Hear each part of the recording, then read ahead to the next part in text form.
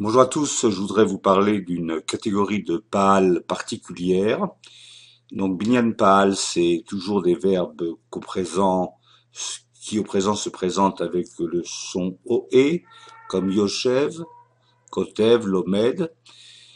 Des payoutes donc au présent, mais vous remarquez tout de suite que la première lettre de la racine est un yud.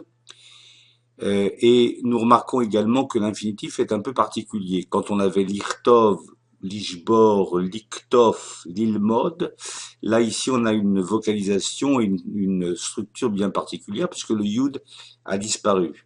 Le shem apoal, c'est la shevet et pas le yashov, par exemple, la shevet, s'asseoir.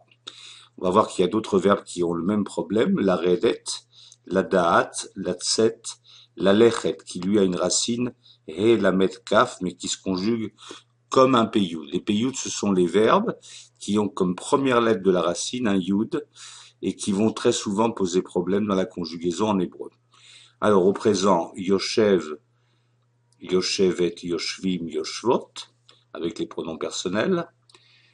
Yoshev, Yoshevet, Yoshvim, Yoshvot, Yored, Yoredet, Yordim, Yordot, le verbe descendre par exemple. On passe au passé. Là, pas de grand problème. Yashavti, Yashavta, c'est comme Katafti, Katafta. Yashaft ou Yashavi, Yashva. Yashavnu, Yeshavtem, Yeshavtem. Hem et en, Yashvu. Donc ici, pas de souci. Le problème va se poser au futur, puisqu'au futur, le yud disparaît. Comme pour l'infinitif, on va dire Eshev, Teshev, Teshvi, Yeshev, ou Yeshev Iteshev, Neshev pour Anachnu, comme Nered, nous descendrons, Teshvu, Yeshvu. Donc c'est au futur que le Yud va disparaître, c'est au futur qu'il y a le problème, et à l'infinitif évidemment.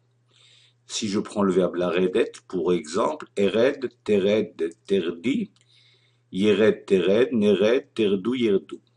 Voilà, je voulais vraiment vous remontrer un petit peu ce mécanisme pour qu'il n'y ait pas d'erreur de votre part.